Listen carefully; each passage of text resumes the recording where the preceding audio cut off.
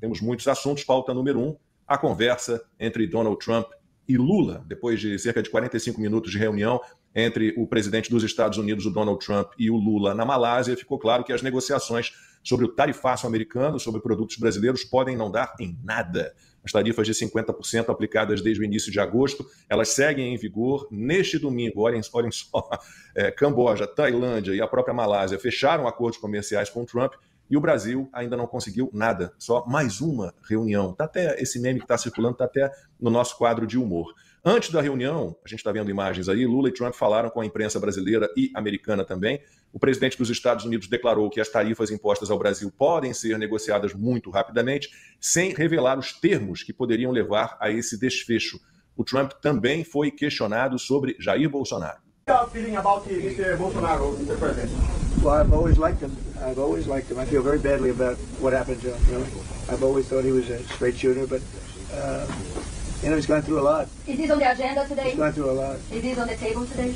It's none of your business. Anything that Brazil can offer to improve relations with the U.S.? We're going to find out in probably 15 minutes. It'll go very quickly. We have with Brazil too. We're not walking into the room like with no knowledge. We're walking in with great knowledge, and the meetings don't even have to take that long, frankly. We know pretty much where we are, and we know where they are. I think we should be able to make some pretty good deals for both countries, and I'm going to leave that a little bit to Jameson and Scott and Marco in different ways. Marco, less on the economic side.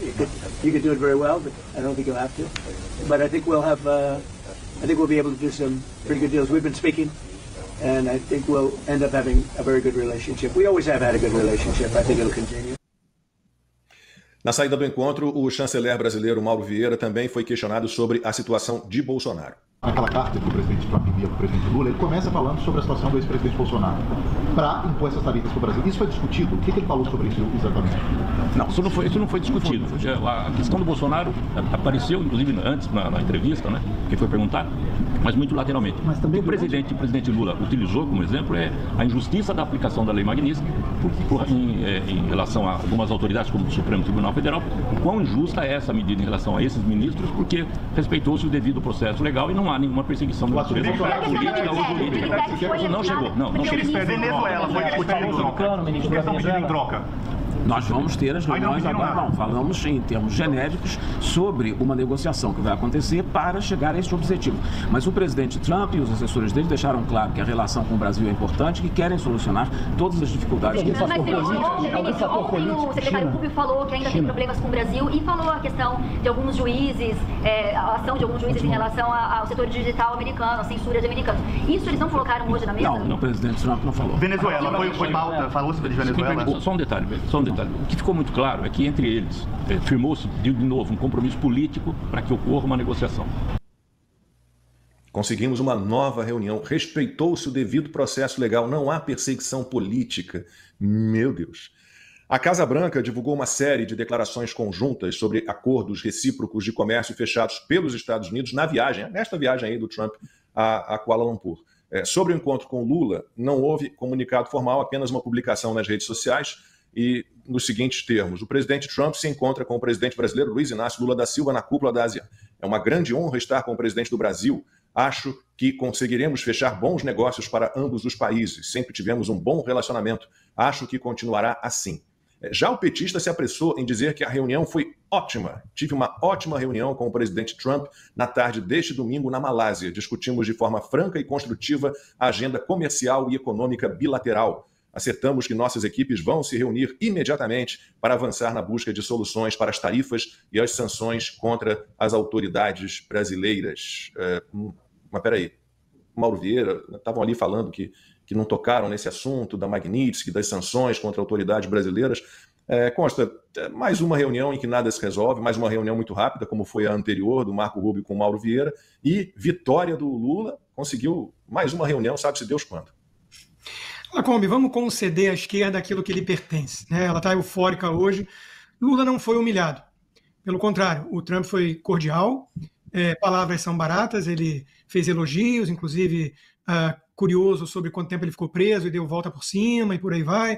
Na nota disse que tem boas chances de manter relações proveitosas para ambos os países. Então, nesse aspecto, uma grande vitória para a esquerda lulista. Estão eufóricos achando que a direita está desesperada, né? Mas vamos falar o que aconteceu de concreto. Nada. Mais uma reunião à frente. Isso é o que temos de concreto, né? O tom foi ameno, o Trump sabe jogar com palavras, com ego, né? Mas os recados foram dados antes. Nós vamos fazer uma reunião de 15 minutos rápida, nós estamos entrando em condições de conhecimento do que está se passando, do que eles podem oferecer, né? Então vamos ver. E o que mais gerou euforia na esquerda foi um erro de tradução grosseiro da CNN, que o Trump disse ali no início, né? It's not of your business. Então, Bolsonaro é alguém que eu gosto muito, uma pessoa que me parece honesta, vai estar na mesa, não é do seu interesse, né? Não é com você isso, não é da sua conta, né? E conseguiram traduzir isso como não é com a gente. Então a esquerda ficou eufórica, dizendo acabou, já era, Bolsonaro é passado, né? Nada mais longe da verdade. A CNN teve que reconhecer o erro grosseiro, acho que tinham que demitir o tradutor, até porque inteligência artificial já faz muito melhor que isso hoje, né? E outro ponto que chama atenção é o Lula falar que se ofereceu para ser intermediário na questão da Venezuela. Quer dizer, eu gostaria de ser uma mosquinha para ver a reação do Trump nesse momento. No exato momento em que o Lula se oferece para ser intermediário, assim como Ucrânia e Rússia, todo mundo sabendo qual é o lado dele, né? Então, no exato momento em que o Lula faz essa papagaiada, todo mundo sabendo que ele é pró-Maduro e andou dando alfinetadas desnecessárias no Trump, o Trump manda um cargueiro, um navio militar para Trinidade e Tobago. Um porta-aviões. O maior de todos, o Gerald Ford. O maior porta-aviões, desculpa, confusão minha, para Trinidade e Tobago. Né? Então, a guerra está na iminência de acontecer, né? E o Lula se oferecendo para tomar uma cervejinha na mesa do bar, deve ser isso, né? Para ser o intermediário entre Trump e Maduro. Né? Então, de novo, esse fica como um momento patético da reunião, né? Como a gafe da reunião. Né? Então, de concreto, temos o quê? Mais uma reunião marcada e nada de concreto. Pois é, de concreto, mais uma reunião sem data, né? Que sabe Deus quando é que pode ser realizada.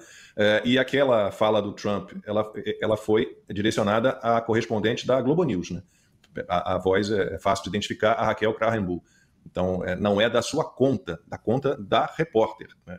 E aí eu já vi um monte de vídeos da galera, como disse Constantino, dos partidários do Lula, né? Dos cúmplices do Lula, digamos assim, comemorando, mano, dizendo, não, que ele falou que não tem mais nada a ver com o Bolsonaro, que o Bolsonaro, meu Deus do céu. Mas é muito claro. É muito claro, it's not your business, não é da sua conta. E depois, eu não sei se vocês viram, ela tentou emplacar outra pergunta, e aí o Trump fala assim para ela, mas por que você está gritando? Não grita. Aí depois ele perguntou mais uma vez, mais alguma pergunta, ela levantou a mão, e começou a gritar de novo, e o Trump falou, não, você não. Ainda fez assim, ó, não, você não. Ou seja... tem que avisar ele está claro, certíssimo. You are fake news. Tem que dizer para a Globo News o mesmo que ele fala para a CNN. Mas Lacombe, a análise, eu fiz uma análise rápida ali no Twitter, e a análise do Consta é exatamente a minha, porque... Para quem está acostumado a ver o Donald Trump todo dia, mas é todo dia, o dia todo, desde 2016. Às vezes a gente acha que as TVs estão reprisando uma entrevista, não, é outra entrevista, é outra coletiva, é em outro lugar, é na saída da Casa Branca, é na entrada do helicóptero, é quando ele desce em algum lugar, no estado mesmo americano. E é impressionante como ele tem o dom de negociar, de fazer esse morde, assopra, bate na mão, depois dá uma porretada na pessoa, depois ele vem, alivia. Então, essa coisa dele, que estão falando hoje, né? O Trump abriu o diálogo para o Lula. O Trump abre diálogo para todo mundo. Coloca a foto, por favor, aí na tela. Ele abre diálogo com Xi Jinping, com a Coreia do Norte, com a Índia. Então, essa foto do que estão falando do Trump e do Lula, ele aperta a mão de todo mundo. Essa semana, por exemplo, aliás, a semana passada, ele teve uma reunião com o primeiro-ministro do Canadá, exatamente para tratar das tarifas do Canadá. E foi uma reunião ali amistosa no Salão Oval, aquele Salão Oval que o Lula não tem coragem de aparecer e sentar ali do lado. E o Trump fez a mesma coisa, o Canadá, nossos irmãos, e isso e aquilo, e as tarifas, já entramos em um acordo para o bem do Canadá, para o bem dos americanos, e aí o primeiro-ministro saiu dali, tiraram essa mesma foto, o Trump sorrindo. Essa semana, Um estado do Canadá fez um vídeo de inteligência artificial, um vídeo mentiroso, usando uma fala do Ronald Reagan, dizendo que o Ronald Reagan nunca usaria tarifas. Nunca. E é uma grande mentira, porque o Ronald Reagan também usou tarifas. Até o filho dele, o Michael Reagan, está sempre no Twitter mostrando, não, meu pai sempre usou tarifas também, aquelas controladas, não uma guerra tarifária louca. E aí, a Fundação Reagan, aqui na Califórnia, enviou um documento, um aviso para o Donald Trump, dizendo: os canadenses usaram inteligência artificial no vídeo do Ronald Reagan, para dizer que ele nunca usaria tarifas e que o senhor está errado. Pois bem, na mesma hora, o Donald Trump foi à Truth Social e disse: acabou o acordo com o Canadá. Acabou, simplesmente acabou. Não quero saber se foi bom para os Estados Unidos ou bom para o Canadá. Aquele encontro da semana passada acabou, não tem mais. Então, ou seja, ele estende a mão. Ele faz, por mais que as pessoas falem que ele é grosso, ele é diplomático. Ele estende a mão. Ele convida, digamos assim, algumas presas para o abate, porque depois ele espreme e ele sempre vai tirar o que é melhor para os Estados Unidos. Eu acredito que algumas tarifas até podem cair. Não estou falando de sanções, Magnitsky, sanções de visto, nada. Eu acho que há uma possibilidade de algumas tarifas caírem por causa do mercado americano. Não sei o que, não tenho informação sobre isso. Depende também do que o Rubio vai falar, o que eu quero em troca. E esse é o ponto. Donald Trump hoje, ele fala abertamente ali para todos.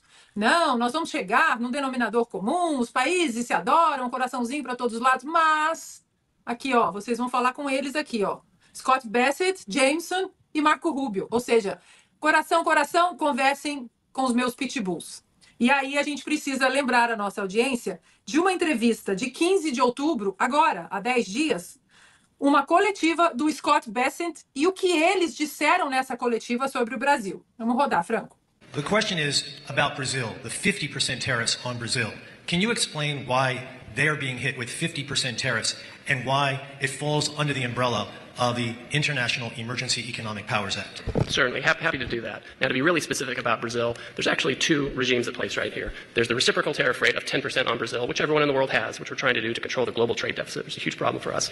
Then on top of that, there's a 40% tariff on Brazil, and that's under a separate emergency, and this is related to extreme concerns with rule of law, censorship, and human rights in Brazil, where a Brazilian judge has taken it upon himself to order U.S. companies to censor themselves, given them secret orders to manage the flow of information, rule of law with respect to political opponents in Brazil. And so when the unlawful detention of U.S. citizens who were in Brazil. Correct. Now, the Treasury Department has often used IEPA, which is the shorthand for the law you're talking about, to impose sanctions, which will cut off countries or companies or persons entirely from the U.S. financial system and cut off trade entirely. If the president can cut off trade entirely, he can certainly impose a tariff, which is a lesser measure than a full sanction. Acho que mais claro que isso não tem jeito. E para finalizar, Lacombe, agora voltando para o dia de hoje. Ali, Donald Trump também fala: sabemos onde estamos e sabemos onde eles estão. Ou seja, mais claro que isso,